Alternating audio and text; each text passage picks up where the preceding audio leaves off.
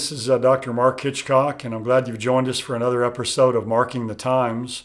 We've been receiving some good questions, and I like to give some prophecy updates along and answer questions you send in. And I got a really good question this week. It's an interesting one about the idea of outer darkness and the place of weeping and gnashing of teeth.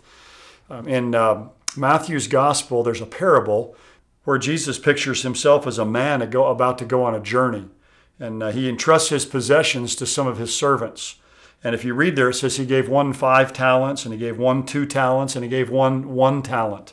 And you go on and you read down through the passage, and when he returns and comes back, the one with 5 talents comes in, and he's made a great increase. He's maximized the investment, and Jesus praises him. The one who received the 2 talents is also praised by Jesus.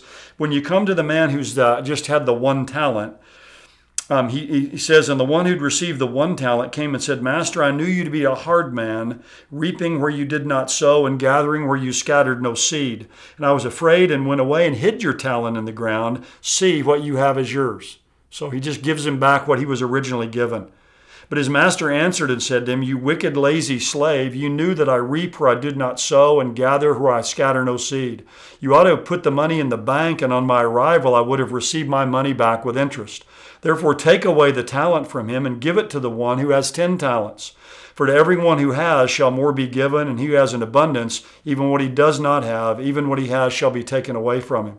And cast out the worthless slave into the outer darkness. In that place there will be weeping and gnashing of teeth.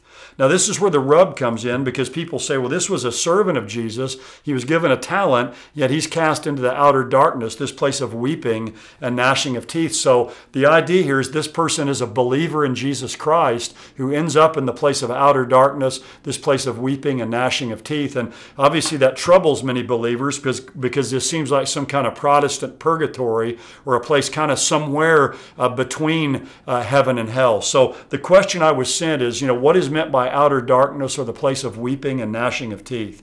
Well, if you go back in Matthew's Gospel to chapter 8 and verse 12, and I'll read that for you.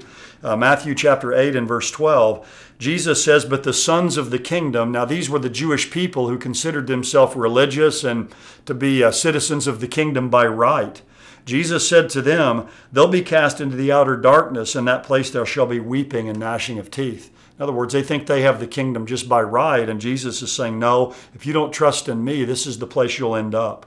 Over in Matthew's Gospel, in Matthew chapter 13, down in verse 42, he says, And they will cast him into the furnace of fire. In that place there will be weeping and gnashing of teeth. Everybody agrees that that's a picture there of hell. Down in verse 50, he says, And they will cast him into the furnace of fire, and there will be weeping and gnashing of teeth.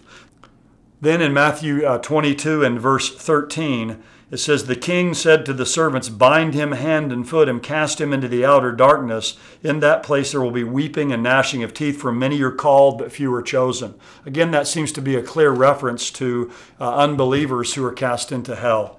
So I think here in Matthew chapter 25, what we have is 2 servants of the Lord here who are true believers, and we have this third one who looks like a believer. There's someone who professed to be a believer in Jesus Christ, but they don't really possess eternal life. And the problem with this third servant is he doesn't really trust the master.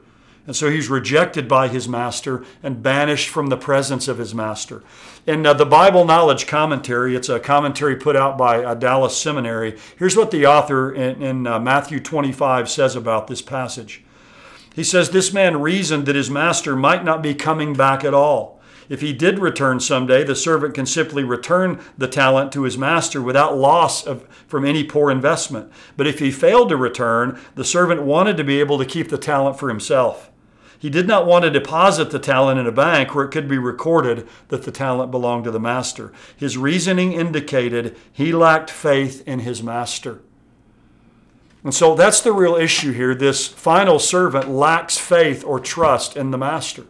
And we all know, I hope, that the one condition to enter into heaven, to a relationship with the Lord, is faith, and it's trust in Him and the death and the resurrection of Jesus Christ. So I don't think any believer has to worry about being cast into the place of outer darkness or the place of weeping and gnashing of teeth. I do believe that in heaven there will be degrees of reward. Some of us will be ruling over 10 cities, some over 5 cities. We'll have a greater capacity to reflect the glory of God. We don't really know exactly what all the rewards we'll receive entail, but the Bible is clear that based on our faithfulness in this life, there will be degrees of reward in the life to come. But no believer will end up in the outer darkness and the place of weeping and gnashing of teeth. Every time before Matthew 25 that idea is used, it's always referring to hell. And so I think it has to refer to that here in Matthew 25 as well. And so, it's a warning to people who just have some outward profession or outward association with the things of God, but don't really have a real trust and a real faith in the Master. Those people who are unbelievers will end up in the outer darkness. They'll end up in this place of weeping and gnashing of teeth. But true believers, those who put their faith and their trust in Jesus Christ, don't have to worry about going to some Protestant purgatory.